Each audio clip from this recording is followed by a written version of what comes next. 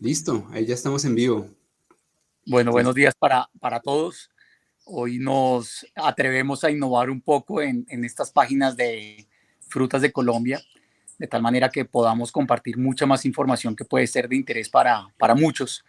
Y vamos a hacer esta presentación y este pequeño conversatorio con Javier Borbón, con quien he tenido la oportunidad de hablar, e intercambiar incluso algunas frutas. Y en esta ocasión nos va a contar de un proyecto que ha estado realizando. Y bueno, yo no me quiero adelantar más y Javier, bienvenido y quiero que nos cuentes muy rápidamente de ti y que nos cuentes también en qué consiste todo este proyecto de Dorado Verde. vale, muchas gracias por la invitación y bueno, primero, yo soy ingeniero agrónomo, soy de la Universidad Nacional y a mí me gusta mucho el tema del arte. Como pueden ver a mi fondo hay unas pinturas que siempre me llamaron la atención. Entonces, yo me remito mucho a mi infancia, me gustaba coger los libros, hojearlos y veía esos grabados que mostraban la revolución industrial, que mostraban a grandes pintores y me inspiraba mucho. Ahorita siento que todo eso me llevó a buscar estas imágenes, estas historias de plantas y esto lo hacía de hobby. Pero con el tiempo vi que estas historias nos van contando una narrativa de por qué las plantas que comemos hoy están en nuestro plato, cómo llegó el arroz a nuestro plato, cómo llegó el plátano, qué es nativo y qué no es nativo. Entonces, hice una propuesta al Ministerio de Cultura llamada El Dorado Verde. El Dorado Verde significa eh, el mito, la unión del mito del dorado cuando buscaban la ciudad de oro como riqueza para el Imperio Español. Pero la riqueza que ahorita tenemos es nuestra biodiversidad, nuestras frutas, nuestras plantas, todos los químicos que ellas pueden salir. Entonces el Dorado Verde es una propuesta en la cual vamos a mirar la riqueza de nuestras plantas. Y el Ministerio de Cultura estuvo, pues me dijo, sí, hágale, investiga un poco estas plantas y nos cuenta qué historia nos cuenta, encuentra. Entonces aquí vengo a contarles algo de esas plantas. Muy interesante cuando nosotros en algún momento decidimos crear las páginas y toda la información de frutas de Colombia. Siempre hemos pensado que debe ser abordado de una mirada totalmente holística, es una mirada completa de todo este tema, en donde vamos desde los temas de conservación hasta los temas del aprovechamiento sostenible, desde la transformación. Y siempre he pensado que, y lo hemos también empezado a materializar mucho más, que todos estos Sí, temas también pasar por el arte. Vemos que nuestras frutas, digamos, por supuesto, digamos, todas estas más de 2000 y pico frutas que se dice que puede haber en Colombia entre nativas y exóticas, tienen un potencial incluso para muchos temas artísticos. Yo siempre he dicho que podrían ser perfectamente cuadros, que dejemos de pintar los típicos bodegones de manzanas, de peras, para empezar a pintar anonáceas, a pintar pasifloras, que las sí, vajillas que hagamos también tengan eso, que los mismos diseños de ropa pudieran tenerlos. Y este tema de trabajarlo con el Ministerio de Cultura permite, en mi opinión, también llegar a otros públicos que empiecen también a valorar mucho toda esta gran biodiversidad que podemos tener. Javier, cuando yo vi, digamos, en el trabajo, seleccionaste un grupo de frutas y de alimentos. ¿Cuál fue ese criterio que tuviste para desarrollar? bueno, primero yo crecí acá en Bogotá, me encuentro en Bogotá, pero siempre estuve relacionado con el campo, precisamente el municipio de Choachí, de allá es mi familia. Y siempre, desde niño me llevaban, cuando iba, me llevaban unas chirimoyas, me daban pan de sagú o pan de achira. Y con el tiempo me fui involucrando con otras plantas, entonces en esta propuesta dije, yo quiero investigar tres plantas porque me gusta mucho su historia, porque quiero ver qué hay detrás de ellas, que son la chira, la chirimoya y la vainilla, y las otras las puse a consideración del público, porque pues quiero saber qué historias le gustaría saber a la gente. Por medio de esta votación se escogió la planta del mamoncillo, del azaí, del el aguacate y el zapote. Y la verdad, esto es una aventura porque enfrentarte a una planta a decir mamoncillo, busquemos en internet qué hay y encontramos lo que dice Wikipedia. y esa misma información se encuentra replicada en muchos sitios. Pero entonces uno dice, pero la información como que pareciera que la fruta nació hace 50 años, 60 años, pero estas plantas nos han acompañado por miles de años. Entonces, empezar a buscar cómo la usaban los indígenas, qué pasó cuando los españoles la vieron por primera vez, quiénes la pintan, para qué se usaba, es un reto.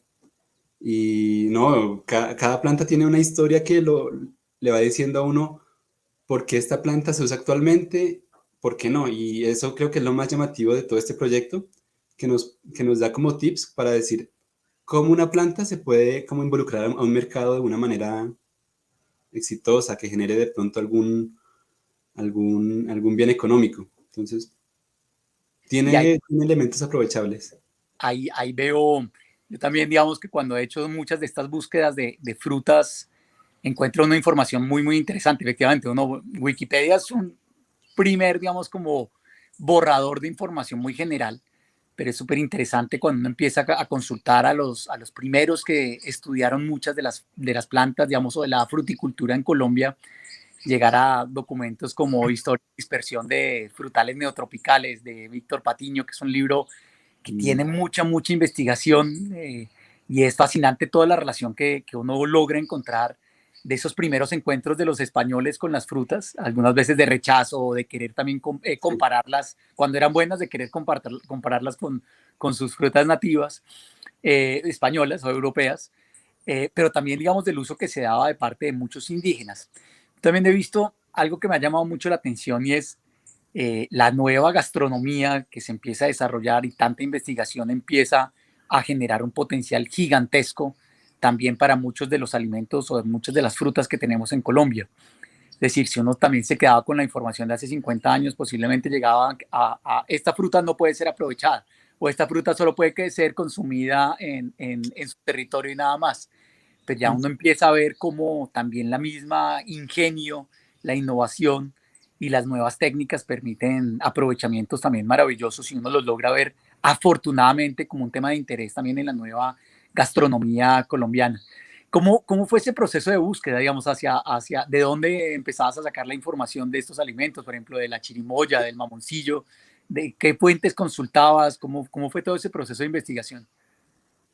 Bueno, a veces yo, por ejemplo, empecé diciendo soy agrónomo y siento que me estoy metiendo en un tema que es muy de botánica o de arte y en otros países se ha buscado más como este enlace. Estos son como unos primeros pasos y no hay un referente. El doctor Víctor Patiño me habría encantado conocerlo. Ese libro que mencionas es una Biblia, se nota el trabajo. Yo creo que ese señor no dormía leyendo todas estas crónicas de los españoles, leyendo qué escribían los jesuitas, qué escribían Oviedo, y organizándolo de una manera que nos llega hoy está bastante digerible, está bastante como, es bonito de leer.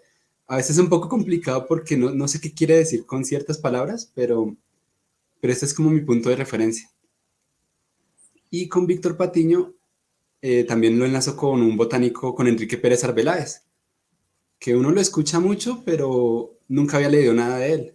Entonces, en la Biblioteca Nacional, en su página web, hay un libro llamado Plantas Útiles de Colombia, en la cual este botánico, pues él fue el fundador del Jardín Botánico de Bogotá.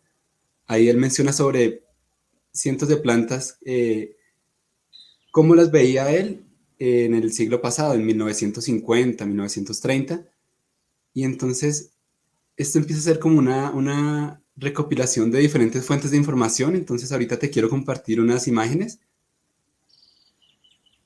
porque consiste en esto, consiste en buscar relatos, buscar fotografía, pinturas, que cada una nos va armando un pedacito de un rompecabezas y estos espacios vacíos los vamos a llenando con historias, con mitos, con preguntas, cuya búsqueda de respuesta es bastante interesante. Entonces, pues bien, voy a compartirte, me dices si puedes ver mi pantalla, o bueno, a ver, acá.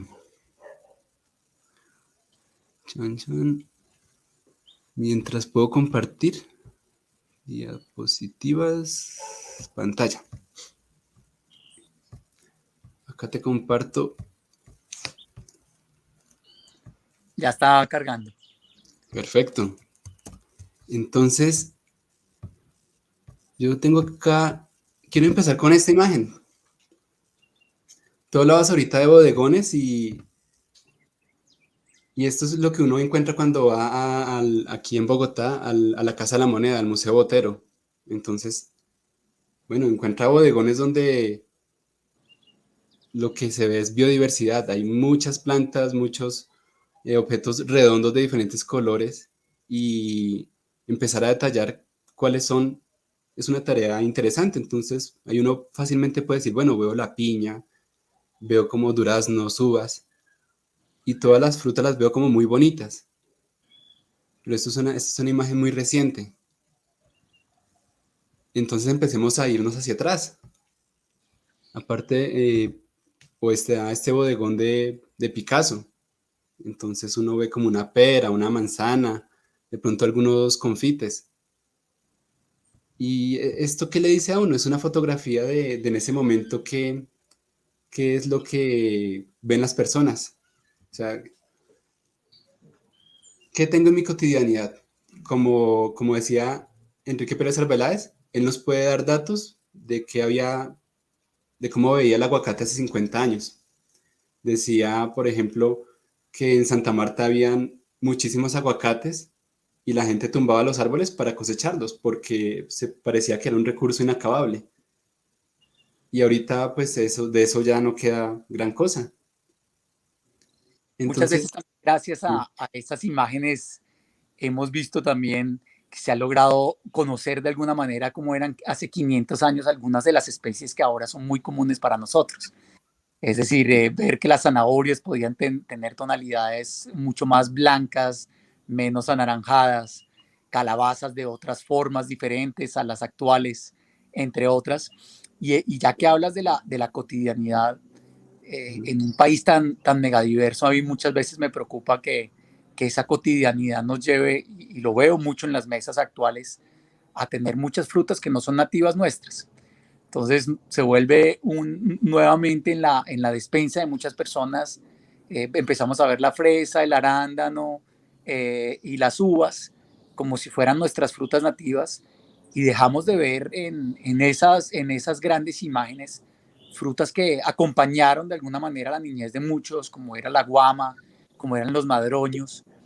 Y creo que ahí hay un gran reto nuevamente de poder poner sobre la mesa esa gran biodiversidad colombiana, que se nos vuelva como realmente nuestro valor, nuestro orgullo de poder presentar y compartir con tantas personas. Es un gran reto de uno poder empezar por lo menos a tener fácilmente en la cabeza saber el nombre de más de 50 frutas, digamos que, y no quedarnos con las cuatro, digamos, de pronto hasta importadas que consumimos o que consumen actualmente muchos de los niños. ¿Esta imagen qué es, Javier? pues es que con lo que cuentas es súper interesante que a veces no sabemos qué es nativo. Terminamos diciendo, esto es nativo, los plátanos son nativos, las fresas son nativas y uno mismo no sabe qué es nativo y qué no. Por ejemplo, la mora. La mora la llamamos a veces mora de Castilla, pero la mora de Castilla es Andina. propia de aquí. Se le dio ese nombre porque al parecer alguien dice, no, es que lo que es europeo está mejorado, es mejor, viene más grande y Exacto. más consumible. Exacto, eso también tuve la oportunidad de Sí, leerlo un día, digamos, de darle el apellido de Castilla para decir que el alimento era de una mejor calidad. Y claro, sí. yo ahora soy mucho más partidario de llamarlas moras andinas, pero cambiar eso es un tema muy complejo. Me llama mucho la atención cuando en México dicen granadilla china, a la granadilla nuestra. Y uno dice granadilla china, pero ¿por qué? Si es una fruta tan nativa, ¿por qué la mandamos a otro lado? O también frente a lo que mencionas, digamos, también he visto como para algunos que hace 70 años, 40 años consumían pomarrosas de la amarilla y la gente, ay, la pomarrosa nativa, no, no es nativa, digamos, fue introducida seguramente hace 300 años y pues se consideraba ya casi como nativa, la vieron crecer seguramente desde niños, pero sí hay mucho de los alimentos, digamos, de la importancia de saber qué era nativo y qué no. También sin querer, yo creo que discriminar, digamos, no la idea es que digamos que por lo que es de afuera, entonces no lo consumamos o no lo valoremos. Yo creo que excelentes alimentos que ya hacen parte de la dieta colombiana y que crecen muy bien acá, mangos, plátanos, eh, que pues ya tienen un potencial, hasta las mismas patillas, pero sí creo que es bien importante mantener ese conocimiento y ese contacto, identificar qué crecía acá y qué no, incluso para poderlo transmitir a otras personas, para poderle contar un poco de nuestra misma historia a muchos extranjeros. En estos tours, por ejemplo, de frutas, poder vender bien las cosas. Es decir, este Sí, alimento no es nativo de acá, pero crece muy bien en estas regiones, fue traído con los inmigrantes, fue traído con los procesos de esclavitud, entre otros, y hay mucho, mucho por aprender. Y mencionabas algo súper importante que decías que no se da mucho acá y es como el tema de poder ver las cosas de una manera más transversal. Yo en el tema de las frutas digo, hay expertos, pero en cada tema, pero es que hay miles de experticias en este tema. Sí, es decir, puede haber expertos botánicos, sí, y expertos botánicos en unas familias botánicas, y puede haber unos expertos en gastronomía, y puede haber otros expertos en historia, y pueden existir otros expertos en arte. Pero la idea es que no nos cerremos a nuestro conocimiento exclusivamente de un tema, sino que podamos verlo de maneras mucho más transversales, sobre todo cuando lo que queremos potenciar muchas veces es precisamente esa gran biodiversidad de todos los aspectos que esta puede contener. de acuerdo. Y, es que sí, una persona sola metiéndose en solo su botánica es muy valioso, pero si lo podemos, o sea, tenemos toda la creatividad para ponerlo con el arte y después lo lanzamos con comida, con olores, o sea, las posibilidades que tenemos son gigantes y los colombianos somos, pues, nos caracterizamos por ser muy creativos, entonces siempre está en nuestras manos buscar nuevas maneras de aprovechar toda esta riqueza pues por eso me gusta este grupo porque le va dando no, ideas y muchas cosas nacen con una idea. La iniciativa aquí también es conocer la historia. A mí me decían en el colegio, quien no conoce su historia, pues está condenado a repetirla. Pero esto le da unos tips para, venga, miremos qué historias hay en algunos frutales exitosos y qué historias hay, bueno, que les permitieron ser comercialmente disponibles o que les permitieron usarse de alguna manera tradicional, que todo este conocimiento propio de nosotros nos puede hacer útil ahorita, que nos enfrentamos a tantos retos. Entonces ahí es cuando yo vuelvo a estas imágenes que nos muestran la historia. Por ejemplo, a uno le cuentan que la palma de cera se usaba para hacer velas, ceras, y acá hay un grabado. Estos grabados es una fuente de información de hace 150 años, 200 años, en las cuales vemos percepciones. Entonces ya uno empieza a ver como quién hizo este grabado, qué es lo que ve cuando le dicen hay una persona extrayendo cera. O este otro, unas personas cargando un racimo de una palma. Entonces uno empieza, yo vería estos grabados de niño y digo, uy, esa palma, esos frutos se ven como deliciosos, se ven gigantes. ¿Será que una palma nos produce frutos así de grandes? Al día de hoy, yo creo que sí. Toca investigar más, pero estas imágenes son inspiradoras para mí. O Sí, esta otra. a veces muestran una Colombia que yo no sé si ya no existe, porque también uno ve muchas veces que seguramente ya, posiblemente uno ve esos árboles con esos frutos, todavía existen seguramente, pero se desaprovechan o ni se conocen que se puede aprovechar también. De pronto pasa mucho lo que pasa en algunas comunidades amazónicas o de la misma Orinoquía que prefieren alimentos que les lleguen en avión a sus propios alimentos de la selva. Alcanza a generarme un poco hasta de nostalgia de un país que ya no es, pero que puede volver a ser en algunos aspectos y que ojalá, digamos, yo creo que a través de todas estas plataformas, investigaciones e intercambio de conocimientos uno logre contribuir un poco realmente a eso. ¿No? Y mira, por ejemplo, esta imagen me gusta porque abajo dice racimo de palma corneto, dibujo de Ryu. Entonces ahorita miramos quién era Ryu.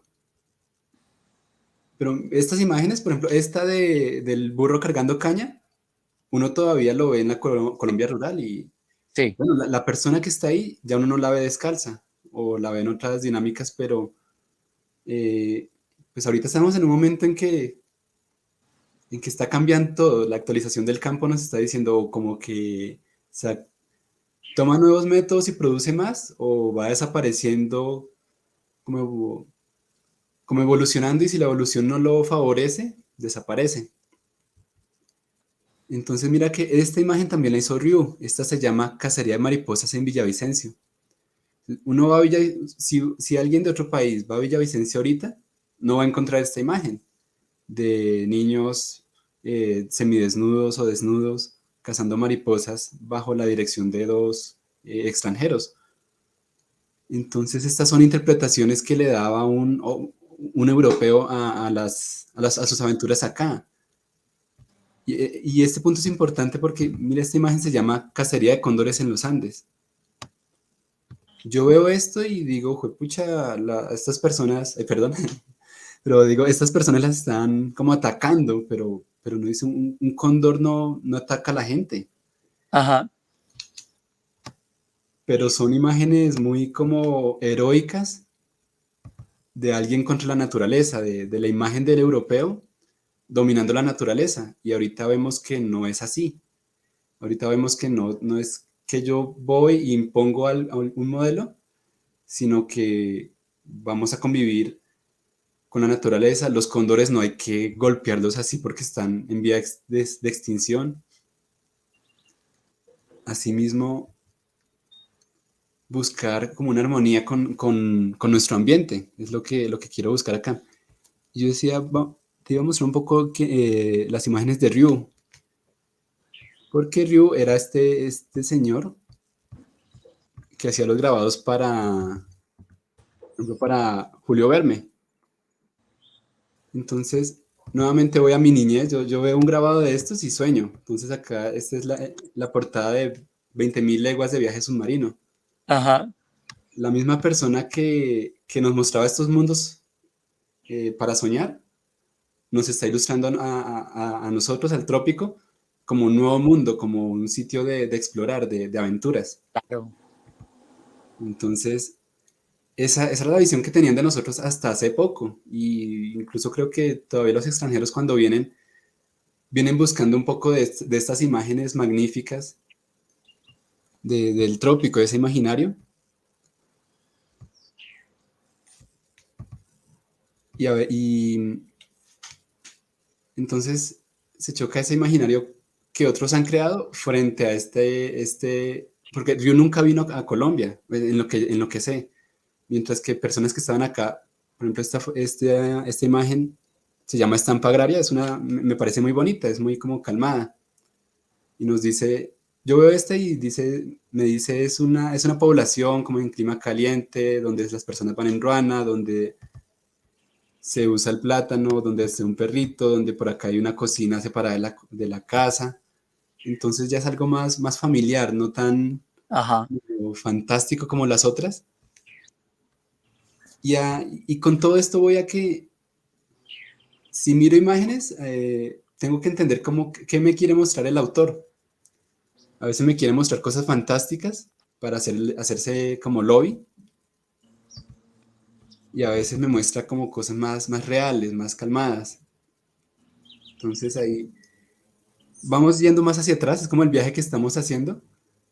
Eh, Quería contarte acá sobre la comisión coreográfica. ¿Tú la has escuchado o qué conoces de ella? no, no recuerdo, no recuerdo.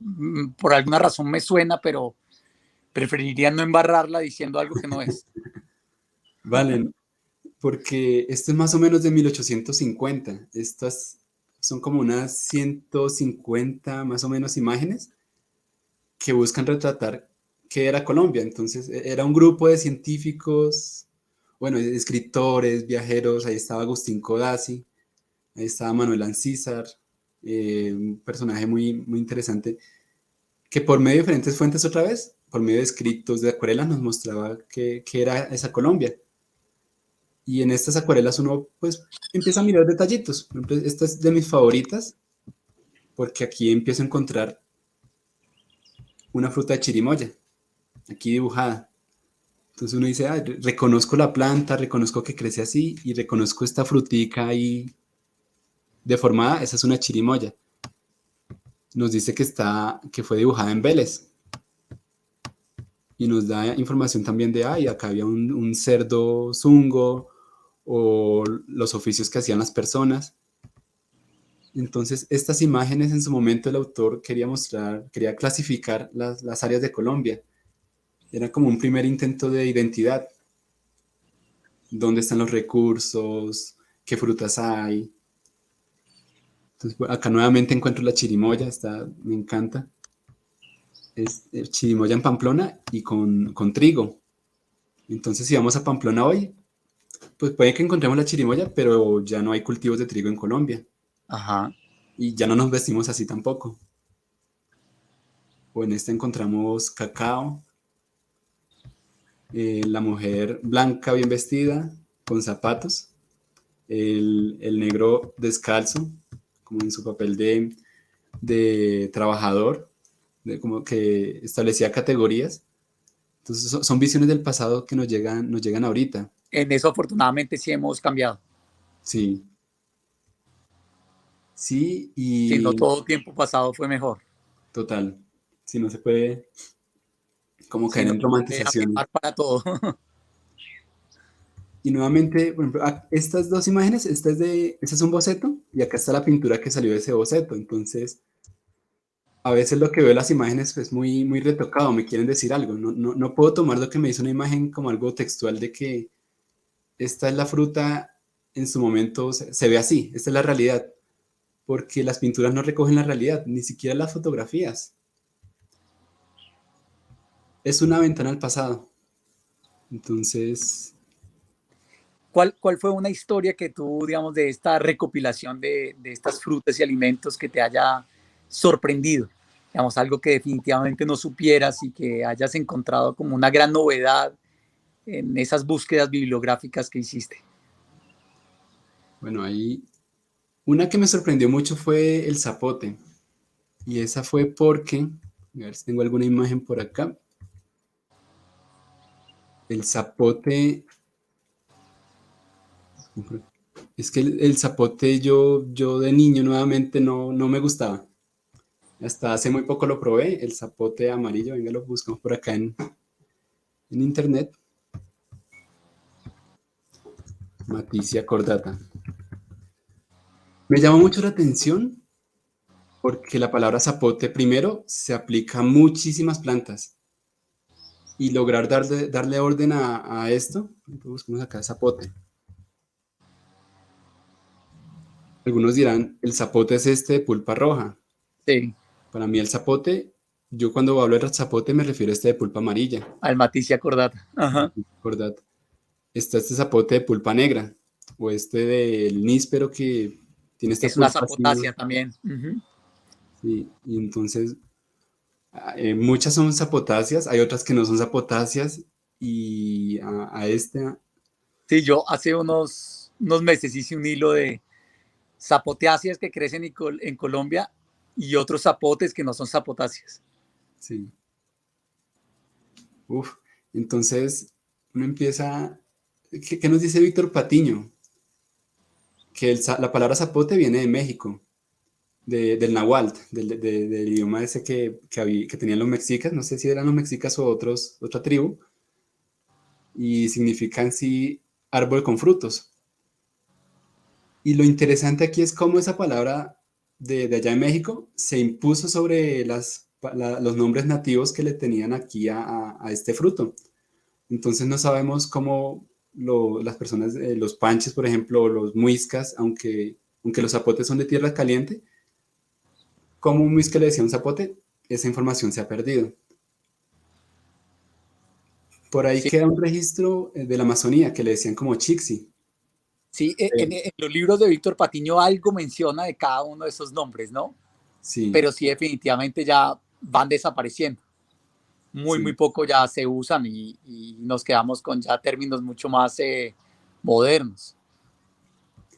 ¿No? Y imagínate que el zapote empieza a haber un sincretismo, es decir, una unión entre las creencias de los indígenas con lo que traían los conquistadores. Entonces en el zapote hay una historia que dice que hubo un diluvio universal, o sea, algo muy, muy de nuestra religión católica Católicos. cristiana, y que las comunidades del Amazonas se subieron a un árbol que tenía unos frutos y vivieron a partir de consumir estos frutos. Y este era un árbol de zapote, entonces el árbol del zapote es originario de nuestra Amazonía. O sea, este no viene ni de África, ni de México, ni de Argentina, es de la Amazonía colombiana ecuatoriana, peruana también. Y se unió con este mito y me parece algo pues muy bonito. También me hace preguntar qué otros mitos tendrían las tribus locales sobre esta planta, porque esta planta era pues importante para el diario vivir de ellos. Más adelante en el tiempo, el zapote le gustaba mucho la planta a un pintor colombiano llamado Francisco Javier Matiz. ¿Te suena? No, Entonces, pues Francisco Javier Matiz era este señor, era uno de los pintores de Mutis, de la de la expedición botánica. y tiene relación entonces el matiz con el maticia, ¿o no? Sí, Sí, sí, porque imagínate que este pintor, dice Mutis que era muy desjuiciado, como que pintaba y creo que le gustaba irse por sus lados, se iba como a beber o como que era un personaje. Eso fue hace 200 años. Y cuando el famoso Alexander Humboldt vino a Colombia, conoció a Mutis, estuvo por acá en Bogotá unos meses y quería explorar la sabana de Bogotá, quería explorar todo este mundo que para un europeo era desconocido, pues lo mandó con un guía. Y uno de estos guías era Javier Matiz. Y parece que este personaje era tan amante de las plantas, tan emocionado con todo este tema de la botánica, que eso le quedó a Humboldt, lo impresionó y él lo menciona después como el mejor pintor de plantas. Y en honor a Matisse, en 1806, Humboldt describió la planta del zapote y en honor a Matisse le puso Maticia cordata, que es su nombre científico. súper interesante eso. Y esa familia, yo recientemente he conocido muchas otras especies de ese género, del género Maticia. Precisamente ayer tuve la oportunidad de probar uno que se llama el zapote de San Lorenzo. Es una fruta, digamos, si quieres la puedes buscar ahí muy rápidamente. Y ese género es maravilloso, único, pues el famoso es este zapote criollo, digamos, me gusta como ese nombre, como para poderlo diferenciar, pero existen otras especies maravillosas y una es ese zapote San Lorenzo, lo están sembrando algunas personas acá en Colombia, también era nativo acá en Colombia, pero, pero la verdad es, pues desconocemos definitivamente muchas de esas frutas. Recuerdo también en otro libro, en Frutos Silvestres de Colombia, hace 60 años escribía puntualmente esa fruta. Se decía, esta fruta, su mejor área de cultivo es Tumaco y podría tener un gran potencial de exportarlo rápidamente por su cercanía al puerto. Ahí es donde desafortunadamente uno dice, se han perdido grandes oportunidades. Tumaco pues actualmente produce mucho, pues desafortunadamente pues es un sitio, un epicentro digamos grande de narcotráfico, produce mucho cacao, pero no se oye mucho de zapotes puntualmente de Tumaco y debía ser una región con grandes zonas que podrían seguramente explotar este maravilloso zapote. ¿Es alguno de estos que vemos en pantalla, el zapote de San No, Lorenzo? no lo veo, no. Maticia Soengi, creo que es el nombre. A ver si de Zapote de pronto. San Lorenzo. Soensi, Soengi, creo que es el nombre científico, sí. este. Es ese acá abajo, sí. Míralo mucho más amarillo. ¿Es este que vemos acá? Sí, sí, y son otras especies, digamos, del mismo género, que bueno, yo creo que poco a poco, poco a poco empieza este tema de las frutas a calar de nuevo, ojalá. Pues yo veo mucho interés, ¿no? Estas cuentas cada vez van creciendo más, cada vez más, también extranjeros preguntando por frutas colombianas, que esto definitivamente tiene que generar oportunidades para los colombianos. Total. Y aún así, mira que un último detalle del tema de esta historia de Matisse. Cuando Matisse se dio cuenta que en Europa habían nombrado esta especie en su nombre, él se mandó a hacer una pintura en la cual él sostiene un zapote. Esta pintura se encuentra en el Instituto de Ciencias Naturales en la Universidad Nacional y es una Ah. pintura como muy bella. Es decir, fui allá, fui a verla y muchos no conocían esta historia. Y por ahí tengo una Y eso foto. está en tu escrito, en tu documento que has, toda esa información Todavía que estás contándonos también. al día de hoy no la he publicado porque requiere el respeto de los créditos. Entonces no tengo el documento que me diga, le autorizamos a usar esta imagen. Ah, ok, Y no, pero yo digo, una por vez ejemplo, lo consigo. toda la historia de Matisse está en tu documento. Esa Sí, sí que es información bibliográfica. sí, porque a ver, por acá estaba Matiz, de ciencias. Entonces, mira todo esto a lo que nos lleva. Quería comentar también que ahorita pongo la foto de Matiz mientras la busco, pero mira que hago un apunte y es tener el nombre científico es súper importante en estos casos para poder encontrar esta planta que tú me mencionas y no Sí, confundirnos como con un nombre pues común, con el nombre zapote, por ejemplo, mientras que acá el nombre científico nos detalla. sí, definitivamente. Y con esa especie y esas especies sí que hay confusión, porque uno empieza a encontrar que lo que uno denomina zapote, pues para la gente del Caribe zapote, es otra especie para ellos, Pouteria zapota. Y para nosotros, pues nosotros a ese le decimos zapote costeño. Pero si yo me voy a México, entonces le dicen mamey. Y si yo me voy con el nombre mamey, pues el mamey en Colombia es otra, que es la mamey americana. Entonces, Sí, definitivamente lo único, y no es que esté mal, al final son nombres comunes y cada cual pues tiene por qué, por alguna razón cultural, histórica, familiar, tiene por qué denominarlo de esa manera.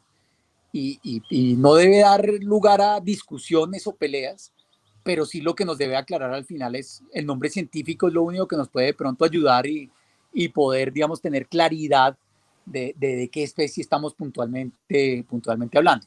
En eso a mí sí, sí me gusta ser un poco más riguroso, tratar de identificar bien qué especie es, sobre todo que perfectamente estamos hablando de especies totalmente nuevas, en algunos casos cuando las describimos, de poder decir, no, esta especie no es la misma que habíamos pensado que era esta otra, y eso le confiere un valor también en términos de biodiversidad y valorar mucho más todo lo que tenemos.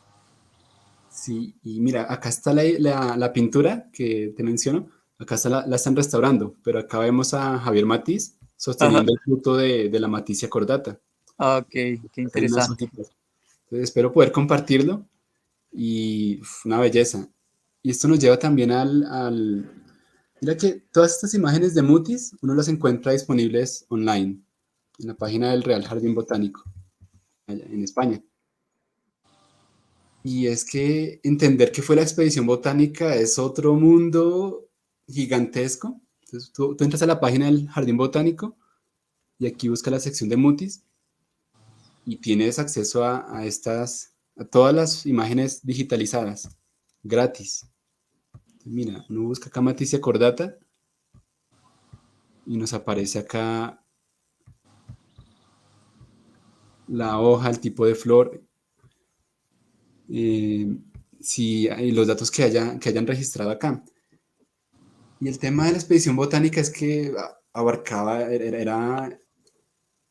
era inmenso lo que quería hacer, era clasificar todas las plantas de aquí, del neotrópico de América, ponerlas en un orden. ¿Para qué? Para buscar darle un uso al imperio español, para que ellos pudieran usarla económicamente. Y estas son historias también emocionantes. Por ejemplo, otra planta de la que escribí es el azaí y el aguacate, bueno, pero en el azaí, el azaí me pareció muy bellísimo, muy bello porque es una palma. Y esta palma, pues se consigue mucho en el Amazonas y en el Chocó, que también lo mencionabas, y se explota su fruto. No sé si has probado el bowl de azaí, es delicioso. Sí, Bueno, a uno no les gusta, a otros sí, a mí me pareció muy rico. no, me encanta, a mí también me parece muy rico. Y ahí te hago también un tema que he visto que es de claridad.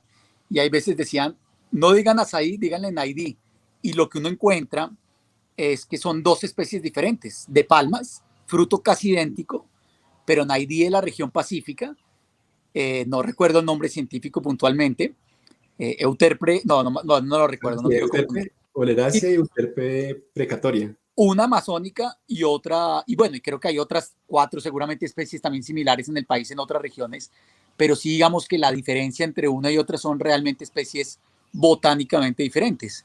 Una con distribución amazónica, otra con distribución en el Pacífico. Y, y entonces mucha gente decía, no, azaí porque nos copiamos de Brasil. No, pero realmente creo que pues Brasil le ha sacado mucho provecho a esta especie y recientemente le hemos empezado a valorar mucho más también en Colombia, afortunadamente. Y empieza a generar un potencial también o unas oportunidades también a muchas comunidades amazónicas y eso creo que también es muy, muy interesante de esta especie. A mí me gusta que ya en algunos restaurantes de Bogotá uno pueda encontrar un jugo de azaí y mezclado con otras frutas incluso me parece más rico. He probado una mezcla de azaí con mango que me parece un sabor muy, muy agradable. Es espeso, pero yo le encuentro mucho placer realmente el azaí. ¿No? Y personalmente, desde mi punto, yo de agrónomo, para mí entender las palmas es una cosa botánica compleja, pero sé que las palmas son muy útiles. Sí. Y aquí me metí un momento a los escritos que hice y nuevamente Víctor Patiño esta imagen la saqué de su libro. Él acá está mostrando un grabado que aparecía en un vaso indígena en el cual está una palma de azaí. Y acá los indígenas están cazando estos animales que están comiendo el azaí. Ajá. Entonces, desde la visión, desde antes de los españoles, estas frutas ya eran usadas. Y de aquí también escribe una historia muy bonita de la mitología del azaí, de cómo, cómo esta fruta ayudó a sostener, alimentar a los indígenas del Brasil. Entonces, Oye, ¿y cómo la consumían? Perdóname. ¿Cuál era el uso principalmente indígena del azaí? era también en jugos, Ok. era como bebida pero diaria, incluso, Como una chicha quizás, fermentada seguramente. pues ahí sí no sé, pero Ajá. sé que a los humanos nos encanta el alcohol y bebemos diferentes jugos y hacemos diferentes mezclas de hierbas para hacer bebidas alcohólicas y bebidas al día. Y es que tocas un tema que se me hace un poco espinoso porque uno encuentra muchos licores europeos con muchas hierbas, por ejemplo el Jägermeister, los Ujú. Vermuts y el Dubonnet, con hierbas de allá, de Europa.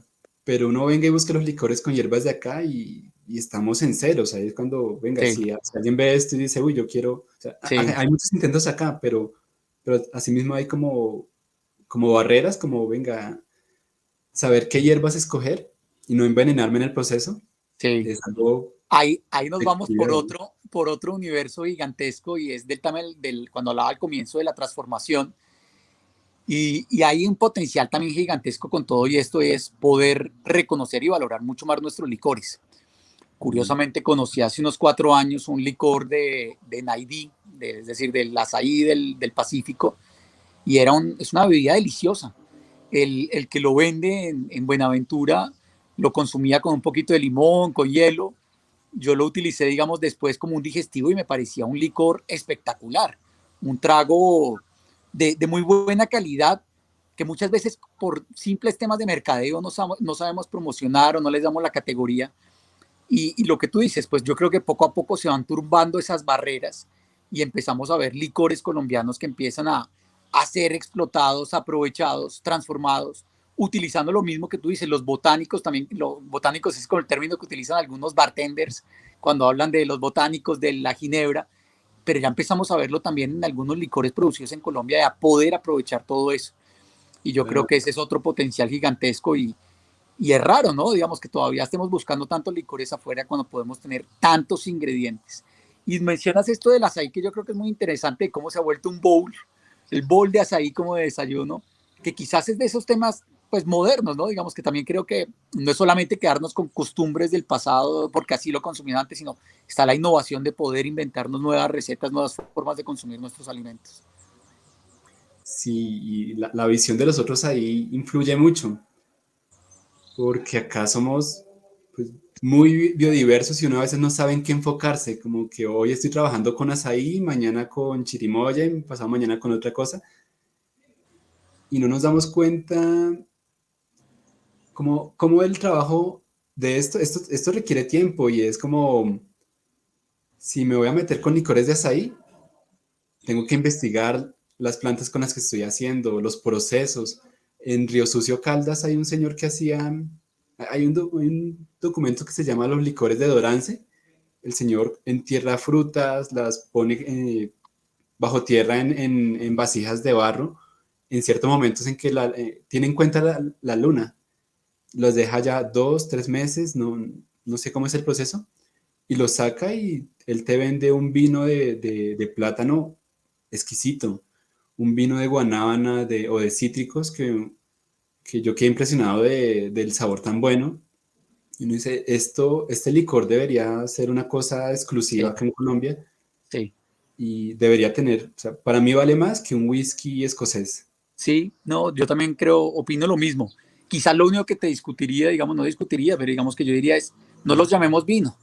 Dejémosle el término vino a los que producen de uva y a estos llamémoslos licores fermentados o destilados, de tal manera que no los pongamos en competencia con otro tipo de licores que ya entran, digamos, al no ser de uva, entonces no es vino, entonces no va a ser de igual calidad, no, simplemente es un licor diferente y hay un potencial gigantesco.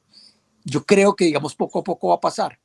Sí lo empiezo a ver, digamos, empiezo a ver un poco en los últimos 3 años la transformación de los licores en Colombia, que se haya permitido que existan destilerías colombianas artesanales, que ya lo vemos con cervezas. Yo he probado cervezas de Copo Azul, cervezas de Gulupa, de Maracuyá, excelentes. Y esa es nuestra diferencia, ¿sí? Ese va a ser nuestro potencial, yo creo, una cerveza con una fruta que no se consigue en casi ninguna otra parte del mundo, un licor único. Y siempre lo digo que a esto se tiene que unir el turismo. Cuando hablábamos de la visión holística, se unen temas como el turismo, en donde yo no quiero ir a Puerto Iniri a comer una pizza, yo quiero ir a Puerto Iniri a comer un pescado de allá con una salsa hecha con una fruta de allá, a tomar un licor hecho con una fruta que solo se consiga allá. Y ahí hay un trabajo muy, muy fuerte que realizar, pues con muchas personas de poder nuevamente valorar y también transformar muchos de los alimentos que se hacen. Hay ejemplos bien interesantes, irán pasando poco a poco cada vez más masivamente, pero sí, sí hay un esfuerzo grande, hay mucho por hacer, ¿no? Yo también veo que hay una gran cantidad de oportunidades por hacer, lo importante es que las sepamos aprovechar. Sí, y a veces pensaba, estas pinturas son de Pedro Ruiz, ese artista me encanta como pinta, es colombiano, y mira, la racacha como queda de bella, ¿Qué tal? si se permite ver. Entonces, ¿Qué tal? Sí, impresionante. y uno piensa, bueno, de la racacha, ¿qué licores no se podrían sacar? Tipo, destilados tipo como chichas, vodkas, que sean propios de nosotros. No sé, de pronto estamos soñando mucho, pero, No, no, no, no. pero o sea, no es imposible de aquí Yo a creo que sí. 20 años. Uno oye, escucha, lanza ideas y ojalá alguien las tome, o bueno, no, o alguno de nosotros, digamos. Yo creo que cada cual ha hecho algo desde su saber o desde su experiencia o entusiasmo, pero yo sí, pues, yo digamos, me la paso todo el tiempo como cuando identificaba o conseguía frutas o me mandan frutas raras. Muchas veces lo que hago rápidamente es compartirlas con amigos chef, con amigas que son expertas en coctelería, porque creo y siempre, y es impresionante todo lo que se logra descubrir. Y hacia allá vamos y lo importante es que sea cada vez, seamos más. Y lo que tú decías, en todos los ámbitos. Este ámbito de la historia es espectacular, el ámbito del arte yo creo que está todo por hacer. No sé, si uno lo piensa, desde aretes, desde collares, desde ropa, desde todo. Somos únicos, sí, tenemos que aprovechar eso. ¿No? Y ya yéndome un poco más atrás en todas estas historias, bueno, nosotros hablamos español, que fue el idioma que históricamente tenemos, pero perdimos mucho de estas historias nativas y nos han llegado uno que otros mitos como en el del azaí, este mito de cómo esta mujer entregó entregó su vida en cierta manera para que su tribu siguiera viviendo. Y de ahí nació la palma de Azaí. Es un mito, espero que lo puedas leer, es bellísimo. Y también uno ve que aquí en América, pues, este tema de las vasijas a mí me encanta. Tú mencionabas al principio el hecho de usar plantas Vajillas. para decorar Sí, sí, vajillas. sí. Eso es, me parece, o sea, ¿de cuántas cosas no hemos hablado diferentes? De Sí, alcoholes, claro, de exacto. Es que no es cerámica, una el que pintura. vaya a oír esta conferencia va a decir, oiga, yo pensé que iban a hablar de botánica, algo. Pero el que quería oír solo de historia, pues también va a decir, oiga, pero se fueron por el tema de nombres científicos y de tragos. Y el que Sí, quería entrar por coctelería va a ver que hablamos de historia. Pero yo creo que esta es la visión que uno debe tener con respecto a este tema. Seguramente nos va a dar la oportunidad también de profundizar de pronto en otros campos ya más detallados, pero es maravilloso. que yo veo estas vasijas que son chimúes, es decir, esto es del norte de Perú. Estas tienen no sé cuántos cientos de años. Y acá acá yo veo la relación de un pájaro comiéndose un fruto. Ellos lo Ajá. vieron y les gustó eso, tenían el tiempo, la visión de hacer esta figura en barro que nos llega a nuestros días. Son pistas del pasado para intentar entender qué es lo que ellos pensaban, qué era importante para ellos. Aquí están tratando de poner como pescados, como animales que eran parte de la dieta de ellos. O acá este señor cargando un animal es es una imagen de humanidad bonita. Es como ver ahorita a alguien cargando un perrito porque está cansado. O sea, es la Claro. cotidianidad. Y en esa cotidianidad vemos que representaban frutas, calabazas, la lúcuma que tuve la suerte de probar esa fruta hace unos meses y me pareció una cosa deliciosa. Y Y aquí todo en lo que nos falta Colombia, descubrir de lúcumas, ¿no te imaginas? uf, Gente que en los grupos escribe y comparte frutas de ese género tan específico y que posiblemente sean otras especies y no variedades, sí, lo que denominan macos en muchas partes del país, pero he tenido la oportunidad en estos días me compartían una que era casi de 2 kilos y uno dice, esta es otra especie que de pronto, incluso de pronto no la hemos ni siquiera clasificado. es posible. Lindísima, O esta guanábana en barro, o sea, pareciera espectacular. que si uno la Ajá. toca, es comestible o está blandita, o sea, y uno llega a otras cosas así bellísimas. Este es un tubérculo de achira, entonces estas personas le dedicaban su tiempo a estas esculturas que significaban mucho para ellos, y nos llegan ahorita estas imágenes, e incluso yéndonos más atrás, esta imagen es de África. Ya cambiando hasta de continente, es una de las primeras imágenes de agricultura. No recuerdo cuántos años tiene esta imagen, una pictografía en una cueva, pero son mujeres recogiendo trigo, recogiendo algún grano en África. Entonces, todo este tema que al principio decíamos, pareciera que nuestras frutas nativas son un cuentico ahí como de un par de personas y que eso por ahí se lo encontró en el monte y que eso nadie sabe nada de eso. No, esto nos viene acompañando a lo largo de nuestra historia como humanidad y lo vemos desde pinturas, desde grabados, en roca. En el blog hay una imagen, a ver, por acá debe estar. Javier, Esto es para ir concluyendo, ¿toda esta sí. información va a estar al final en un blog o dónde la podemos consultar finalmente? Entonces, toda esa información yo la he ido colocando en el blog que se llama, tú entras a Google y escribes pegadito eldoradoverde.org, hagámoslo acá. Uh-huh.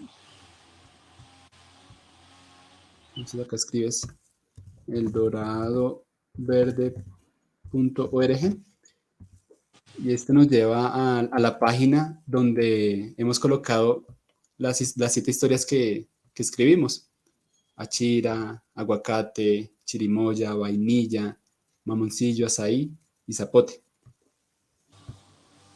Entonces acá encuentran los enlaces a las referencias de donde se fue sacado cada información para que sigan buscando más información de estas plantas, para si se les ocurrió alguna idea, acá encuentren fácilmente hacia dónde dirigirse. Más adelante le contaré, pero para mí será una fuente de bibliografía súper, súper clave. Y traté de ser, pues, no, traté de no ser tan técnico ni Ajá. tan científico botánico, traté de hacer algo interesante. Espero que sea útil. Bueno, pues Javier, Y la verdad, un gran gusto haber compartido esta casi hora. Como lo hablábamos al comienzo, la primera vez que nos arriesgamos a hacer esto y bueno, espero que a la mayoría les guste y podamos hacer muchas más entrevistas así de interesantes como estas, donde pues vemos desde diferentes focos este gran potencial, esta gran oportunidad que tenemos con todas nuestras frutas y esas miradas holísticas que podemos darle desde diferentes aristas artísticas, históricas, agronómicas, botánicas, científicas, gastronómicas, entre otras. Sí, y bueno, pues un gusto haber estado esta mañana de hoy. no, muchas gracias y no, ha sido también un placer. Disfruto mucho este tema. Hablar de frutas en Colombia es un viaje en muchos aspectos, histórico, gastronómico, todo lo que han mencionado. Y quedo con la percepción de que hay mucho por hacer, casi que la vida, yo soy joven y siento que la vida no me va a alcanzar para hacer tantas cosas que hay que hacer acá con el tema de biodiversidad. Lo importante es contagiar a muchos para que muchos hagamos muchas cosas y de pronto el impacto sea mucho más grande. Claro, yo sueño con ver muchas de estas frutas. Así de lo que puede. Sí, yo quiero ver cultivos de muchas más frutas acá.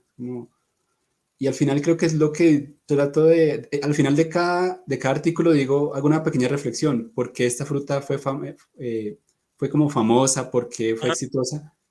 Y creo que es la parte más valiosa que yo dejo en el blog, es donde pongo un pedacito de mis opiniones. Y es mi contribución. Entonces, Gianpaolo, muchas gracias por este tiempo y el espacio y espero que sea muy útil. Ay, antes de irnos, voy a dejar en el chat mi correo para si alguien quiere escribirme más información. Y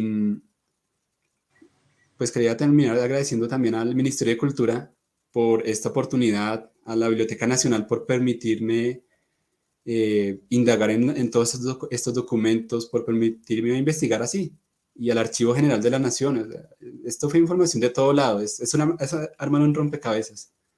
Y a todos ustedes, al grupo de Frutales, y a todas las personas que nos han compartido información por ahí, que sigamos creciendo. Bueno, una feliz tarde entonces. Gracias. Igualmente, un placer para todos. Chao. Chao. Bueno, aquí